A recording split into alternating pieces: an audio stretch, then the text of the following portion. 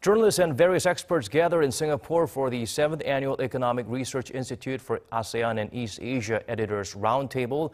Participants focused on the issues and challenges surrounding East and Southeast Asia and the wider Indo-Pacific region. Ji-yeon files us this report from the island state.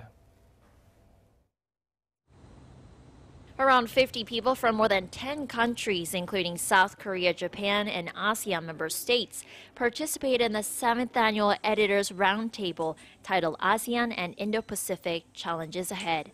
It was chiefly hosted by Jakarta-based think tank, the Economic Research Institute for ASEAN and East Asia. Participants discussed a number of issues that affect the region, including some of the main themes at this year's World Economic Forum on ASEAN, which was held in Hanoi last month. In particular, some participants touched upon how ASEAN can embrace the so-called Fourth Industrial Revolution and how South Korea can help facilitate regional cooperation in building a people-centered, people-oriented community.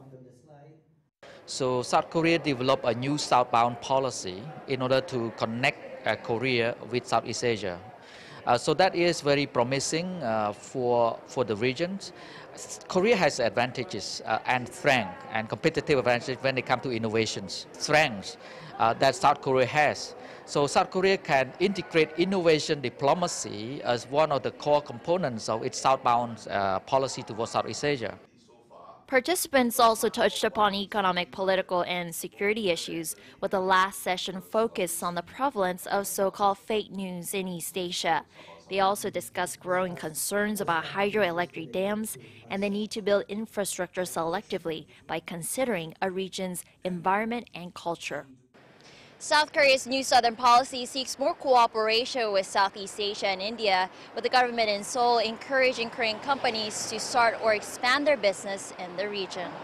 Ji-yeon, Arirang News, Singapore.